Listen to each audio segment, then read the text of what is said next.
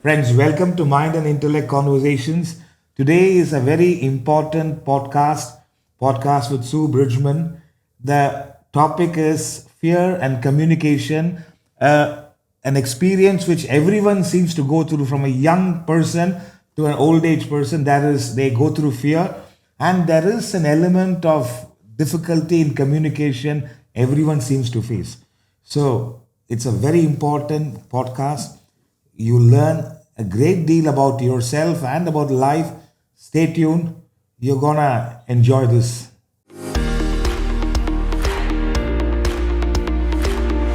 Sue Bridgman JD is a best-selling author, speaker, and science-based communication strategist renowned for her pioneering work on communication intelligence, CQ, the intersection of voice, presence, neurochemistry, and biohacking to control the physiology of anxiety. Her breakthrough book, The CQ Edge, which explores how communication shapes audience brain states, published by Forbes, made its debut with a global launch in Times Square, New York, a powerful symbol of its impact. With deep expertise in the neuroscience of audience engagement, Sue guides individuals how to communicate in a way that triggers trust, focus, and connection, whether in a boardroom, classroom, or on stage. With a career rooted in helping individuals as a commercial litigator and empowering leaders to speak with purpose, power, and precision, she is the founder of SpeakFluence, a leading platform for leadership communication, CQ, and extemporaneous impact speaking. Sue is widely recognized for turning abstract theory into practical, transformative communication tools and her work that bridges science and soul. Whether she's working with Fortune 500 leaders or teens finding their voice, Sue's mission is the same: helping leaders not just speak, but connect, speak with influence, and lead with intention. Welcome, Sue. It is wonderful to have you. And Sue has been a keen admirer follower of spiritual wisdom. She's a student of our spirituality intensive course, not just herself, her husband Craig, and many a time the children, all of them attend. So it's wonderful to have you, Sue, in our podcast. You're an author of the CQ Edge. So thank you for being with us, and let's get into it. Thank you. First of all, thank you for having me. This is long overdue, and I'm really excited to have this conversation with you today. I've been reflecting as preparing for our conversation, and in the world today, which seems so complex, I'd really like to hear from you. How would you define fear? I guess fear is an emotion everyone seems to experience at different stages of life. Fear is a negative emotion arising from a mind. When there is an inability, when there is a possible pain or a threat we experience at the material level regarding finances, at the physical level, for the body, or at the emotional level or the intellectual level, when there is a pain, there is a possible threat, there is a difficulty and inadequacy, the natural reaction of the mind is fear. The thought of losing a person or a position you have or a possession you have acquired creates fear. Once you have a position, once you are associated with a person or you have a possession, the thought of losing it manifests as fear. Another simple aspect is, for in layman's terms, is if we have done something wrong, if we have done something which we should not do, we understand we should not do, or it's against our conscience. That's when the fear seems to be paramount in a person. So it is a common negative emotion. Everyone faces it. What we were fearful of when we are 15 years old is not what we are fearful when you are 30 years old. So what I'm saying is, what we are fearful of changes at every stage of our life, but fear seems to remain. There's certain fears which a person is 75 is facing. We're not having it. But this negative emotion of fear appears to be a constant in many people's life. So this is one element or a fine tuning everyone must do in life. So that's why nothing like spiritual wisdom, which will help us to deal with it. So that's why. Now that you are a person who is dealt immensely well in this aspect. So my question to you is, you've written a book on communication called CQ Edge. and it's come out very well. I recommend this book to all readers, even if you're not regular in reading. It is a compulsory reading, I would suggest, because so much of information and wisdom packed in one book. So don't miss out on it. Get a copy of it. Since you're a master in this subject, I want to ask you the importance of communication in the modern world. What would be your views on it? Well, again, we are in a very complex time, and I think it's important to know that in a world that's full of noise, clarity cuts through. And when we think of communication, many people view communication more so as relaying information. But what I would like to know that in this world, which is increasingly being connected through technology, communication is in fact the only thing that will truly bond us as humans. Excellent. And so if we can master this skill, many people think they're not born communicators. They're just not speakers. There are many ways people label themselves. So my hope is that that can be reframed in the mindsets of our viewers, and that individuals realize that rather than scrolling past each other, we can really use communication to spark connection. And I think that is going to become increasingly important as artificial intelligence becomes more prevalent in today's modern world, where there are so many human functions that are being removed from everyday practice, and it's all about efficiency. I would encourage people to slow down and communicate, connect, and think about how can we beat the bots. Right. You might have read this in my book, but I always say we need to learn to beat the bots, because if you look at how complex communication is, and we can get into this a little bit later, if we look at how complex communication is and then break down the components of communication, it's then that we can truly embrace our human essence. Wonderful. And just want to ask you this, off the cuff, how much time you had spent on this particular subject? You've written a book, and I'm sure it's all your wisdom is poured into that book. How much time have you, you must have spent just to write the book? To be in this subject. Space. Oh my goodness. Maybe 300,000 hours now. It's if I think about it from a learning and teaching and training perspective, it's immense. It's over over 2.5 decades. And I think it's important for individuals to look inward in their communication intelligence development journey. Do view it as an intelligence, and I hope we can get into that a little bit more later. Don't view it as a skill. View it as a competency which can be nurtured. As soon as you shift your mindset, this is what I've learned over my experience, over working with thousands and thousands of individuals from across the globe. If you can shift your mindset to believing that this can be nurtured, using micro skills, which you are intentionally placing your attention to, it's then that you will be able to transform who you are from your current state to who you wish to be. I do not think one should change the personality. That is not what we're doing here. You should think about this as a skill which can give you a competitive edge. And if you can nurture it, turn it on, as I say, turn on your CQ switch. And because it can be exhausting for those where it's not a natural skill, and then switch it off and go back to your authentic self, if you will. I can understand. Another question which comes up, does proficiency in language help in improving your communication? Do you mean proficiency in multiple languages or in a certain language? In a particular language and a few other languages. This is not in the... Absolutely. So one thing to remember is, as I mentioned before, clarity cuts through the noise. And when you have a robust access to a robust vocabulary, that's when you can take a sentence that would otherwise be, say, 16 words and cut it to 6. And so when you're able to reduce the number of words you use to communicate, if you imagine, you have that much more time to connect. Really? Because in that same amount of time, you're able to communicate more thoughts, emotions, be more persuasive, depending on who your audience is. So it's essential. Thank you. Yeah. And is there a particular language, according to you, which is actually easy in developing communications?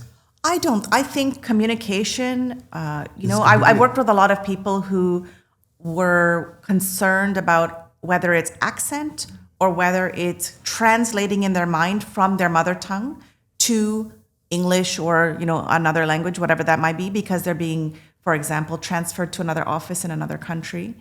And if anything, speaking in your mother tongue is always easier because, as we'll get into, linked to fear. Right.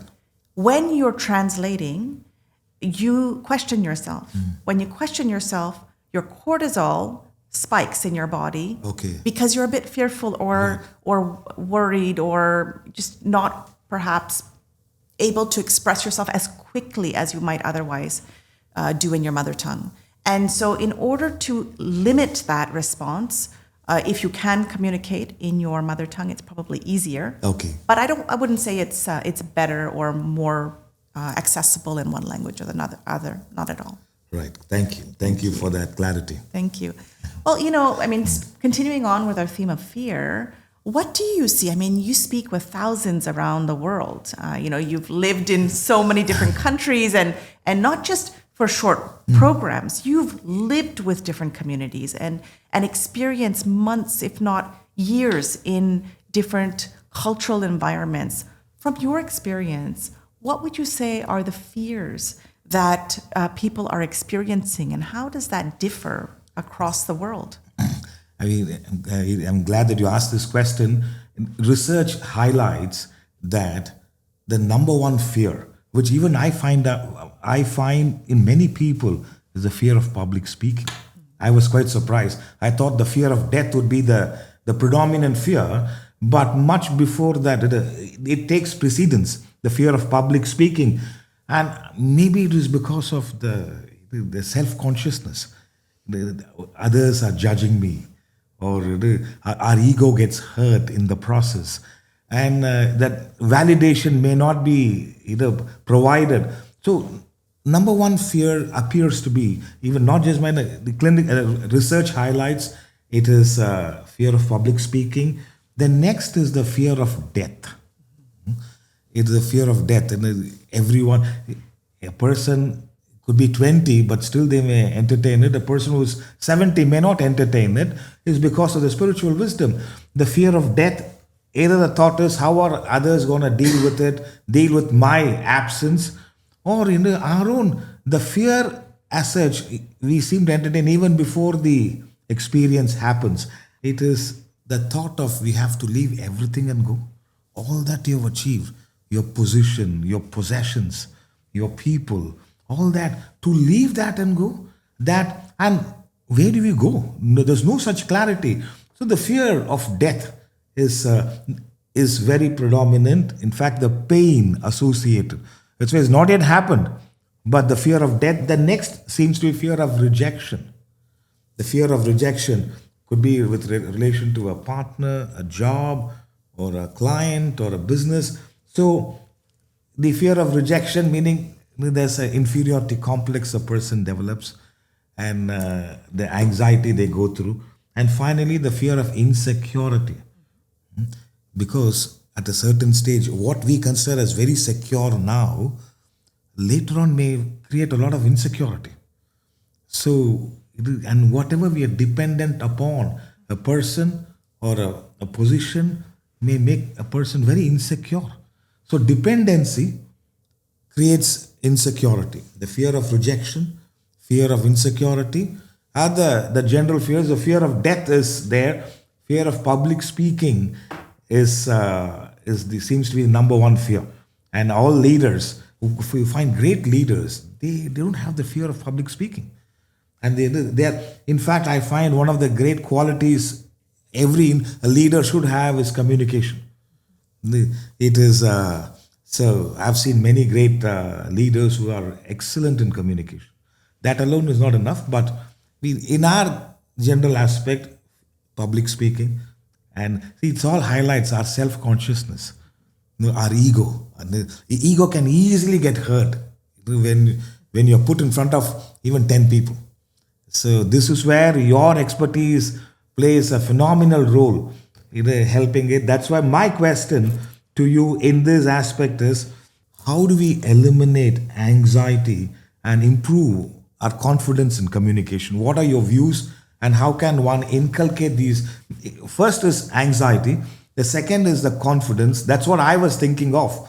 When I started in this path, I had to communicate, and I was first. I had to give a lecture in the evening. Morning, I was standing in front of a mirror and trying it out. I found it very awkward, and I was standing and talking, and I had to go to the lecture, and there was only 10 people, and the lady was there, the very famous Hollywood director. She was there, and she said, "Shri, you can sit down." The moment she made me, and then I sat down, I lost the whole thought process. Anxiety came in. So that's my question to you. How do we eliminate, not just eliminate anxiety, and how do we inculcate confidence in our communication? Your views, Sue. This is the big question that everybody has. And I really hope that people can leave behind the belief that fear is fixed. Most people truly go through life feeling that not only fear is fixed, but that their abilities are fixed. And what I'd like everyone to consider is that it's actually neuroplastic. Fear is neuroplastic and can be biohacked. So if you look, for example... I just want to ask you a question. Yes. When you say fixed, which means, how do we... Fixed mindset. Mindset, okay. There is a professor at Stanford, Carol Dweck, and she's written the book, Mindset. And it talks about growth mindset and how you can train yourself to learn skills. And this originally was done with children, but it has since been applied through research to adults, because there's always a thought that only children can learn skills at a certain rate and that this didn't apply. But they've actually furthered the research, and it is clear that if you focus on developing a skill set methodically, with intention, and with mindfulness. When I say mindfulness, I don't mean in the terms of typical mindfulness practice. I'm saying mindfully improve your skills day to day. So what I like to say simply is get geeky about communication. And if we can do this, then we can shift from having a fixed mindset about our communication and our approach to communication being fearful to being one with growth mindset, with a growth mindset, and one which we can conquer. So if we can know that this is a situation that we're in, whether it's a presentation, a negotiation, a podcast, whatever it might be, if we know that this is a moment in time and we need to call upon certain skills, I mentioned the CQ switch earlier, if we know that we can call upon skills which we have nurtured, and we do that through a pre-presentation routine, which is very specific, that will help us to start the path towards biohacking.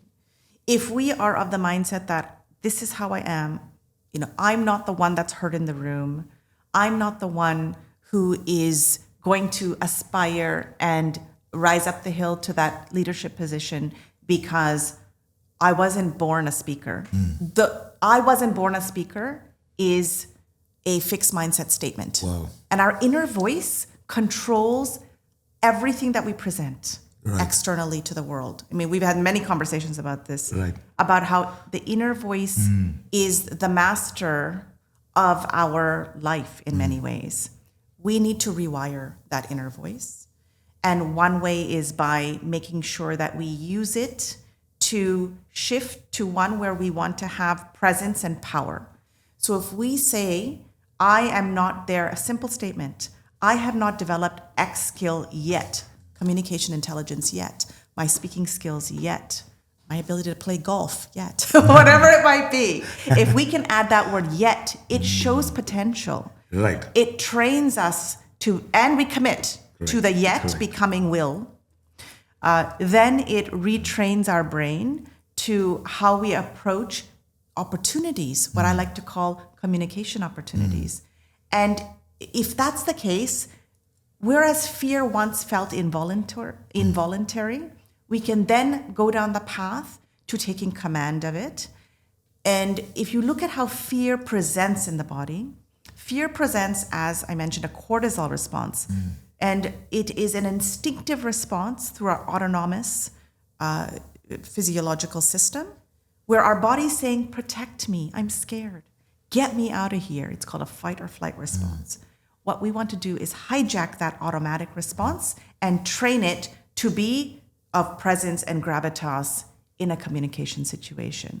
And it's perhaps that could be a whole podcast in itself in terms of how to break down the various exercises that you need to do. How do you schedule that into your week? Wow. How do you then reflect upon, for example, if today I'm feeling a fearful response, I would immediately afterward write down which part of today's conversation was it that I was very uncomfortable with, or that I felt challenged. So you see the language I'm using, it's very positive psychology based. Correct. So when you learn to say, I didn't suck, Correct. I didn't fail, Right.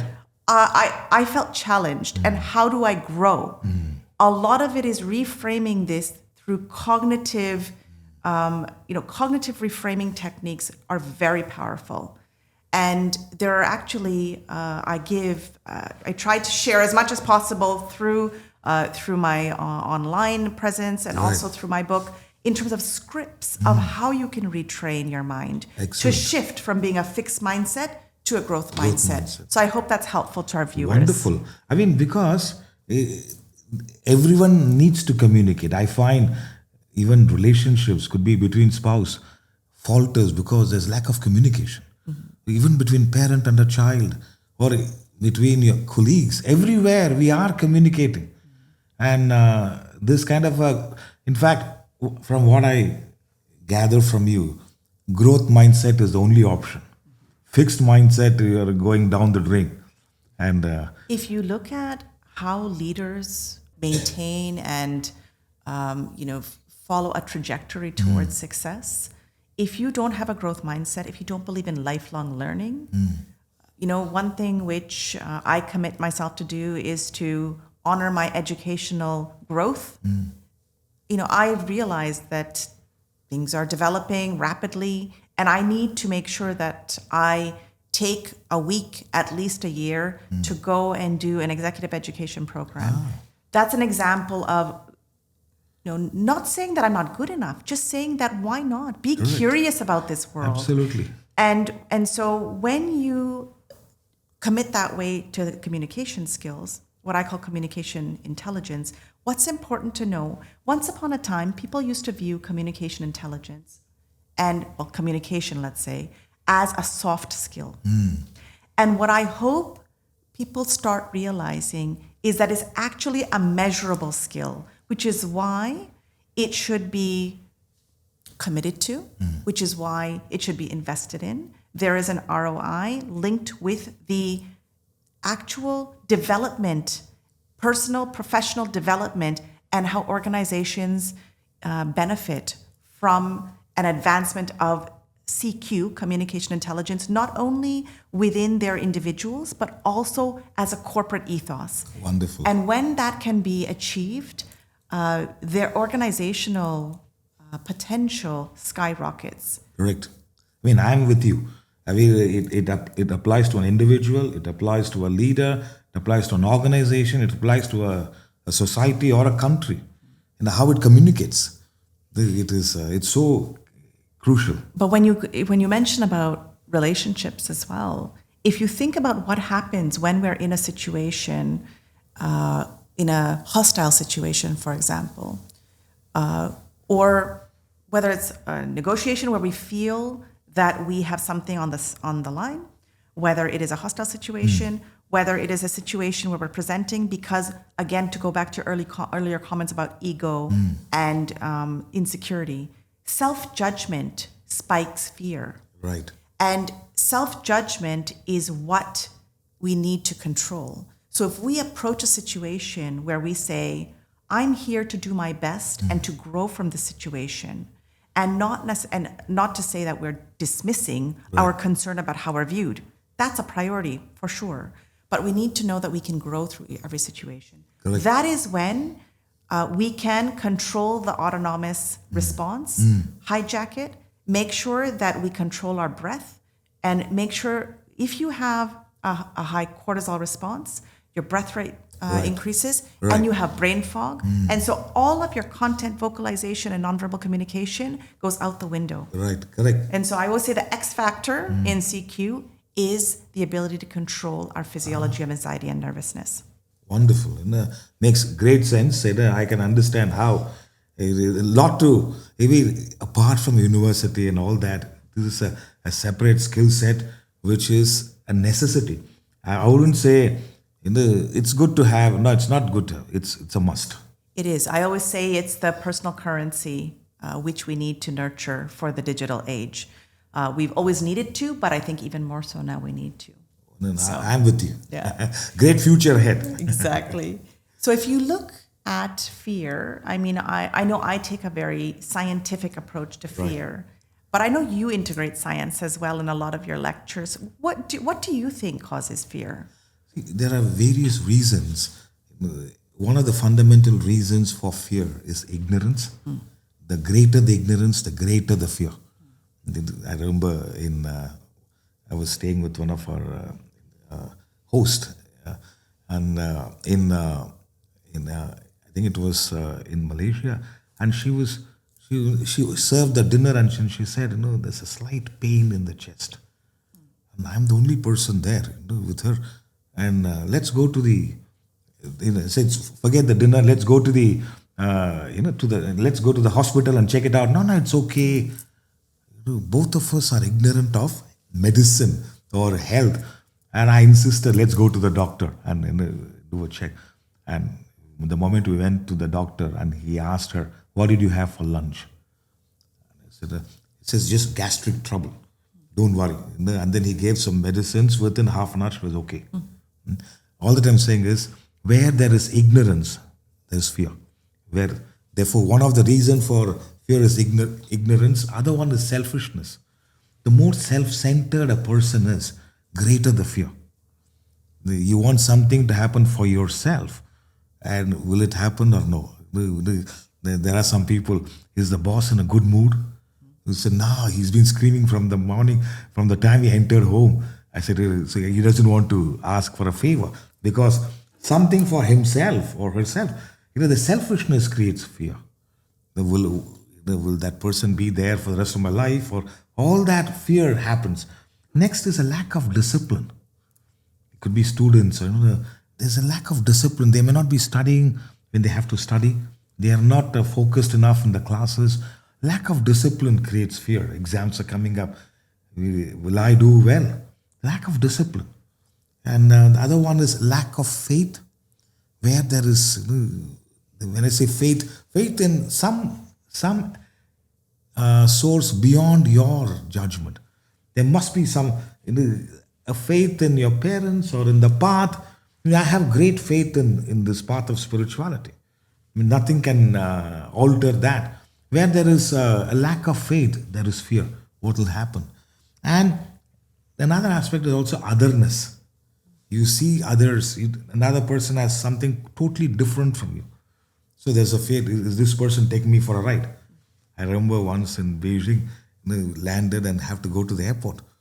The name of the Hilton airport is something different in Chinese. And when I was told it is 40 minutes from the airport to the hotel. It's 15 minutes, no sign of any hotel. Otherness. I mean, if it was your own person, you're in your town, you say, there's no otherness. So these are the various reasons for fear. There could be many other reasons as well, but ignorance, selfishness, lack of discipline, lack of faith, otherness are the major reasons. And another aspect is whatever you allowed, whatever you avoid controls you. And whatever controls you creates fear in you. Whatever you avoid. There are people, the chairman is coming to our branch, to our office today. The fellow wants to avoid, because if he sees and says something, whatever you avoid controls you, and whatever controls you creates fear in you. So these are the various reasons, but it's situation specific. Let's say the fear as such doesn't leave. Even for the word fear, there's an expansion. The false evidence appearing real. I'm sure many of you have heard that. False evidence appearing real.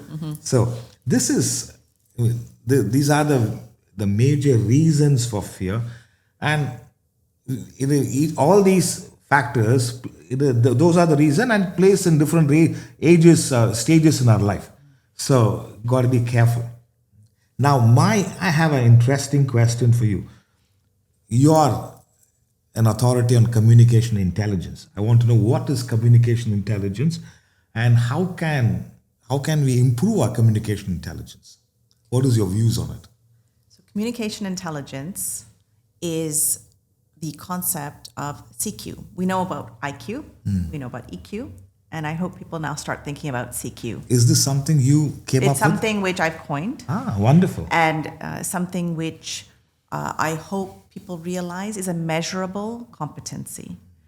And what I've seen over hundreds of thousands of hours of working with individuals and training hours is that if you can master your 4 pillars, so we have our content, we then have our vocalization.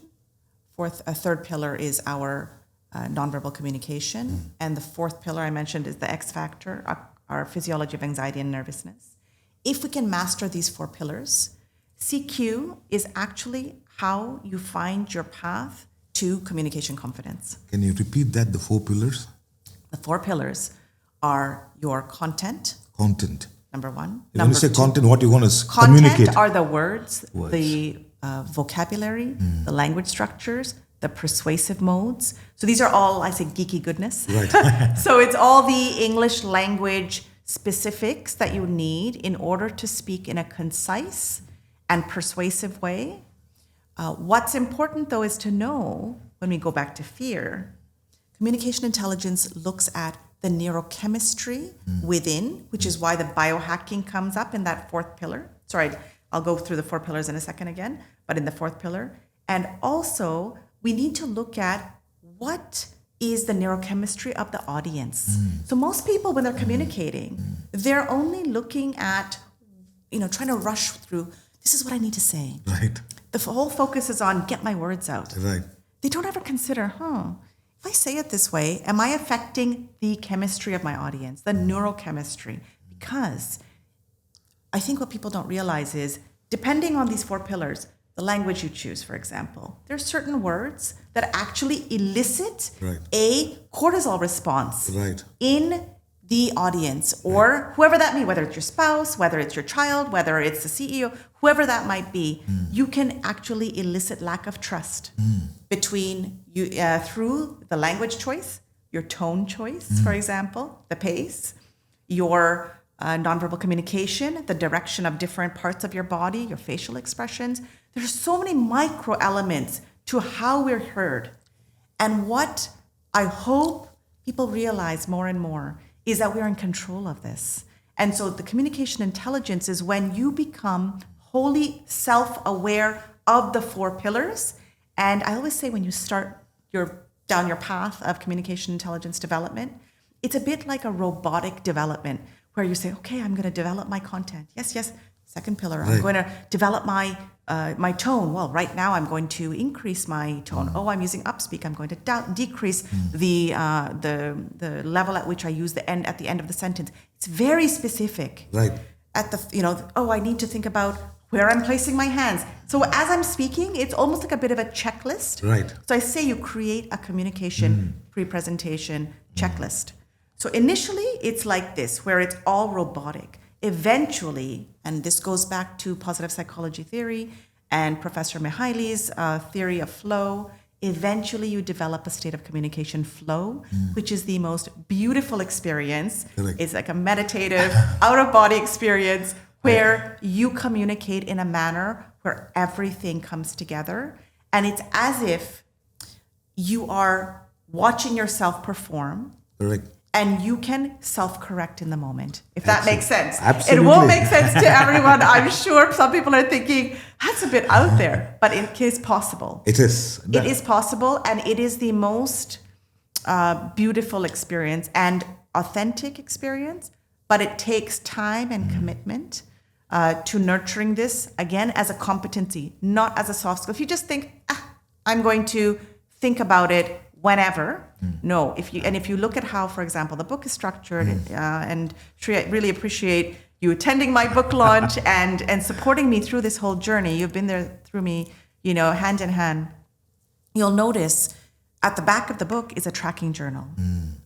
I would encourage everyone to take a look at your bookshelf and think about how many books have you actually got through, and how many books have you started and not finished, and how many books have you actually applied. This is an application-driven journey. Wonderful. Your communication intelligence journey is all about learning a skill and practicing.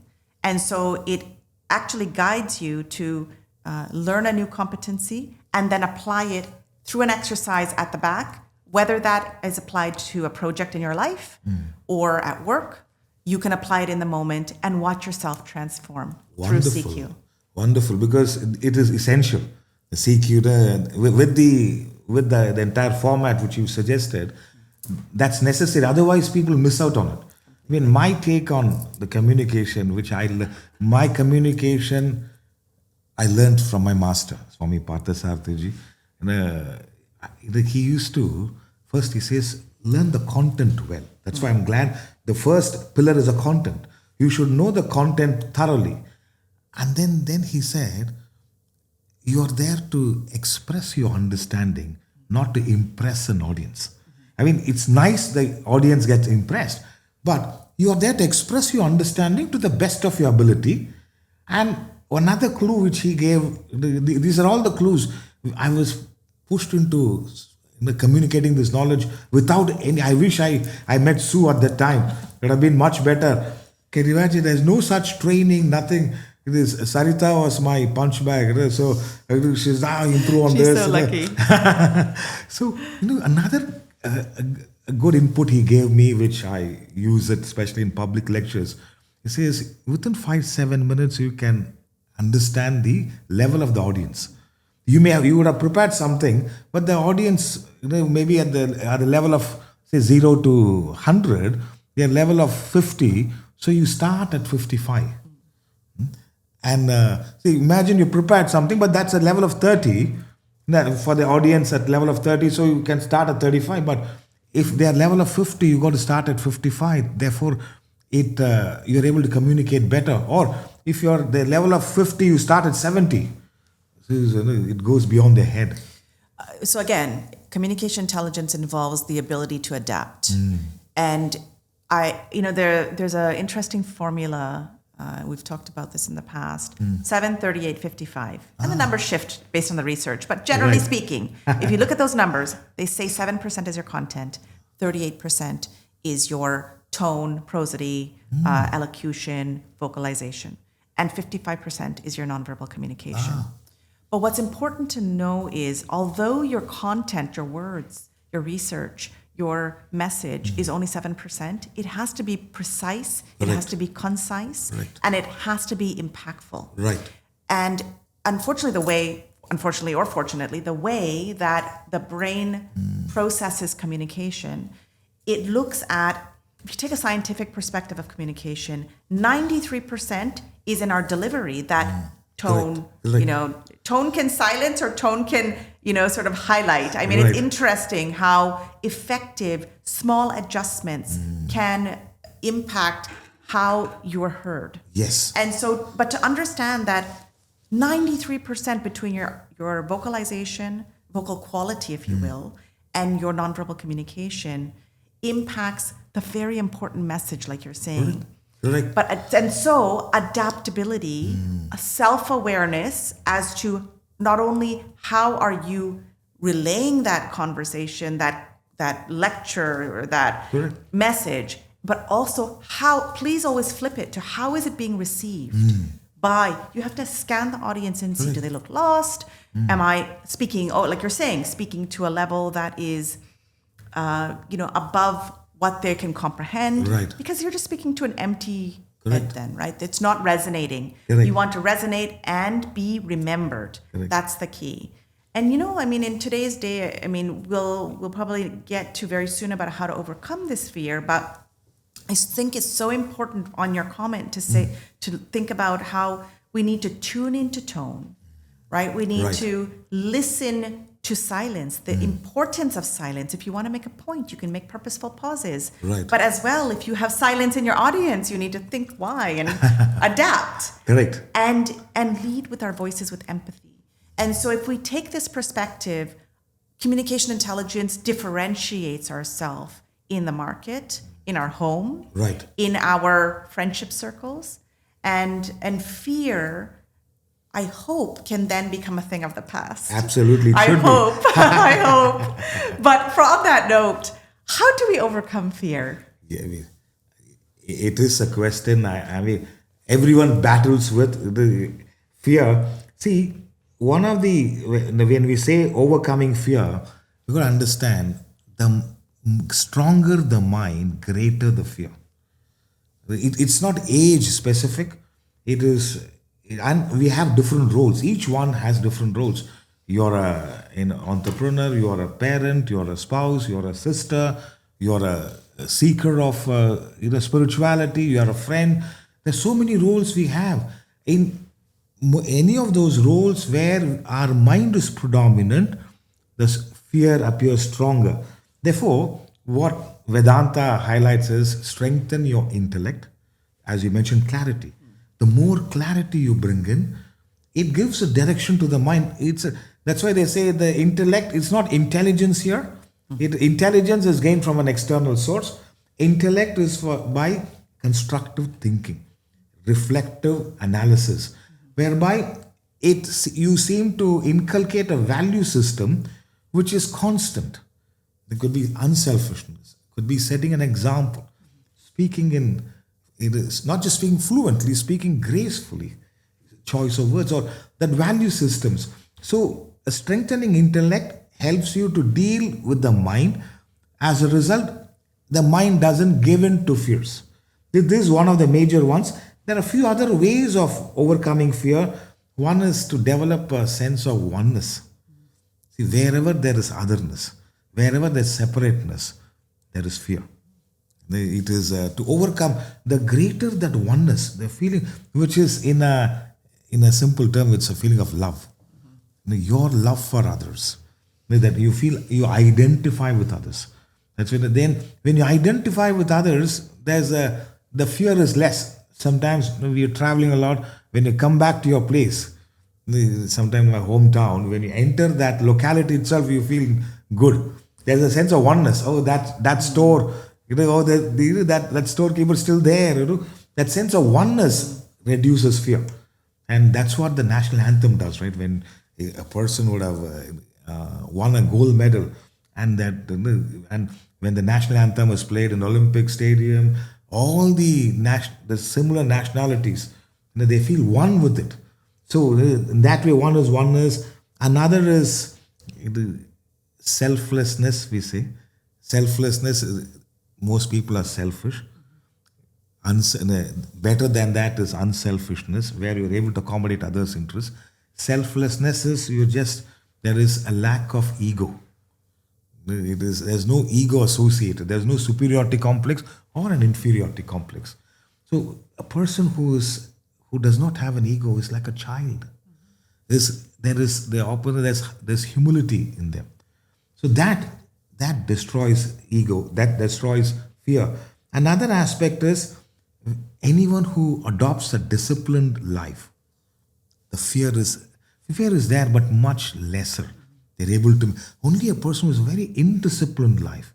In every areas of, they're very indisciplined. So there is always a fear.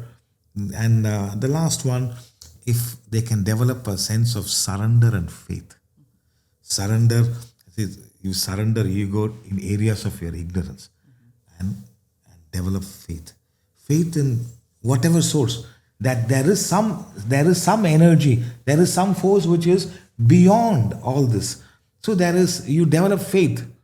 It is so that way you can call it as the divine energy or God principle or whatever the name you have. Have faith in a power beyond your mundane aspect. Surrender your ego in areas of ignorance. Develop clarity, which is knowledge. The greater the knowledge, the lesser the fear. When you have the spiritual knowledge as such, you eradicate fear. Another practical tip I would say is face what you fear. The more you avoid fear, the fear grows. The more you face fear, the fear goes. I know one lady who got the driving license in Dubai on the first attempt. You come from Canada, so it's much easier to get a license. From Asian countries, they go through many tests, but she got that. They got the license or the driving license at the first attempt. But we were going for a lecture in the Palm, and she used to take the Jumeirah Road, where it has multiple traffic lights. First time, the third time she was taking that route. I said, look here, Sheikh Zayed Road, it's much easier. You go straight. There's no traffic lights. Fear of travel. This is a 6-lane or 5-lane, and there's too much of fast cars. I said, now come. Come with it. This time we'll go take the Sheikhs. No, it's okay. Now, once you face the fear, others will know, oh, this person's car, avoid. The way she drives is different. It is moment you start facing fear, you can eradicate fear. And sometimes you may laugh at yourself. I was so surprised I was fearful of this. For what? So we can laugh at ourselves in a good way. I can't imagine why I was so fearful of this person or this place. Like driving on a highway. People are driving at 120. I don't want to get there. They're fearful. So from the last lane to eventually. So bring in clarity, bring in knowledge. Associate with people who are wise. And as a result, the more and more the knowledge comes in, the better we are. So these are some of it. And as I mentioned, one is the content and non-verbal communication. And my one tip which really helped me is you are there to express your understanding to the best of your ability. And if people get impressed, it's fine. How they take it is their choice, is their availability. You have done your best in communicating your understanding of the subject to the best. And that, when you do it, that self-consciousness, the ego associated goes away. And that's when I guess you can fine-tune your presentation. Even you're looking at it, maybe the audience needs a quotation, or they need a story, or they need a funny incident. So you are able to, it's not that you're trying to impress, you understand this seems to connect. There are some audience, the story connects very well. It is, or a quotation connects very well. You're communicated you have a concept, but along with it, so all these things helps and one aspect, fear is, all these great masters highlighted, fear is imaginary. Mm-hmm. It's just in your mind. Mm-hmm. It is, the more you understand it and you rise above it, the whole life is different. The whole life is different.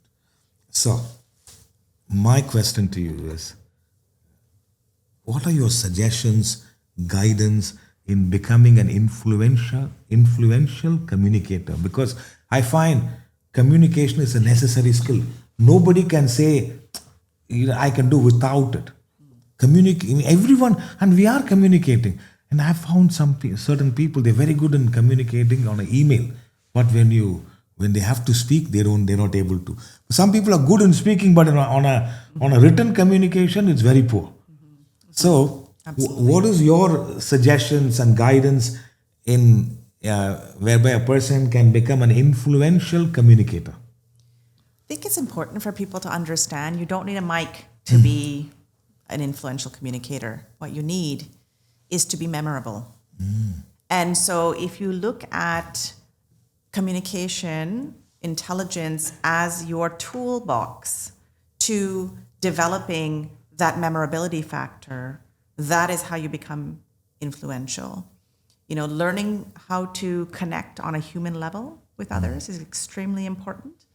But, you know, one thing I get a lot as I'm speaking with individuals, and, you know, when I do my book launches, there's usually a queue because I take time to talk to every person who comes for a book signing because I want to understand their journey. Right. I want to understand, why are you here? What brings you to this table, and what interests you?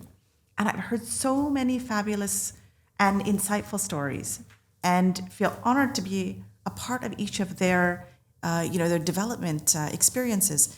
But what happens is I hear over and over again, I feel like I'm faking it. I feel like I read somewhere to practice. I was told to open my speech like this, or to hold my body like this. And I just don't feel like it's me. So I think everyone should focus on authenticity. If you're not authentic, if you're trying to, make it appear like you're confident, you're not actually going to succeed, because humans are attuned to look through that fakeness. Humans are attuned to look for danger. That's how we're wired. And so I think people need to know influence. You can look at it in two ways. Number one, in terms of us being memorable. The other is, a lot of people feel like influence is about control. They believe that if you're influencing others, you're directing them on what to do. If you look at how, for example, I work with individuals, and I'm very invitational. I don't believe I'm there to tell people this is how you must speak. It's, here's an invitation. You can consider these strategies, and I'm telling you, I know that they will adapt to you this way and transform you this way. It's up to you. Correct. It's not directive. And so I think when people realize that your message, your influential speaking capacity is not about control, but it's about connection. Let that guide the words you choose, the tone you use, the vocalization strategies, the nonverbal communication strategies. And all of a sudden, if we do this from an authentic and authentic perspective, the fear eliminates, because our fear of self-judgment decreases, because we know we're putting ourselves out there. Now, look, I'm not being naive. There are certain environments in which we cannot wear our heart on our sleeve and be authentic. But even in those situations, if we train ourselves to think about, not about impressing, as you mentioned, think less about impressing and more about impacting. Speak with influence and lead with impact is what I've said for years and years. And I think people who have known me have heard it, time and time again. But I do believe that is the key to being influential. Impactful speaking is a superpower. Communication intelligence, I believe, is a superpower. And if you can mindfully and intentionally roll it out in your life, integrate it as your personal ethos, as a corporate ethos, if it's an organization, it can really skyrocket personal success and organizational success. Wonderful. Thank you for that clarity. And I guess this is a topic which has many layers and lots to explore and learn. And communication, I find it's like computers. You have to, or it's like a mobile technology. There's no other way but to use it or improve on it. And one is that. Another aspect I wanted to explore, I think we have almost come to a concluding part, the authenticity in communication. What is your take on it? For me, I find if I speak, you've been attending my lectures for a while, whatever I speak, am I inspired by it? Does it resonate with me? I found first I have to be I mean, it's not. I'm not talking about the content. One is the way we communicate. Another is how authentic. I mean, in my opinion, that creates an impact. I wanna take your inputs on it. I think authenticity comes from within. There are forums for it, and there are other forums where it's just not the right place. Okay.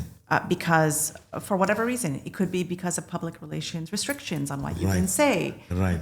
It could be because you are told that this is the messaging. I mean, we are not always Correct. in control of our forum. However, I think that if overall we can commit to being authentic, honest, and make sure that we integrate that, our bodies are wired to be truthful. And when we're not authentic, it shows. And so when I say that, work on the X factor, the anxiety and nervousness, when we are fearful of self-judgment, when we are fearful of being not truthful, it does show. It could be a quiver in our voice. Correct. It could be a little twitch Right. somewhere in the face, Right. in the lip, for example. It could be that you use a filler because you're trying to find the right word because it's not the right word that you're actually. There's so many micro elements Correct. where our body is actually, trying to, fight the lack of truth, and so it's everyone's choice as to how they undergo this journey, and I do believe though that the healthiest way, I say communication intelligence is a mind-body-voice approach. And when you can master that mind-body-voice formula, that is when you are truly authentic, because the goal is communication flow state. You don't want to be inauthentic, that roboticness I mentioned earlier. And again, it's not something which happens overnight, but if you commit yourself to it, then I think that there are great, end goals and a great potential to be an authentic speaker, an authentic self, if you can embrace CQ. Wonderful. I think I'm going to do another podcast just on that aspect, because the mind-body voice. Mind-body-voice Approach. Very, very, it's interesting and very practical. It looks like it's connected. So, and I come from an old school, where my master and all the great philosophers and thinkers, Mark Twain comes to my mind. He says, always speak the truth. Then you don't need to remember a thing in your life. So true. So true. Always exactly speak this. the truth. Don't need to remember a thing in your life. So true. So thank you so much. Thank you for an amazing conversation. Wonderful to have you. And Thank you. just the beginning, I guess. It is communication is a subject which grows, which manifests even in better ways. So thank you once again. Thank you.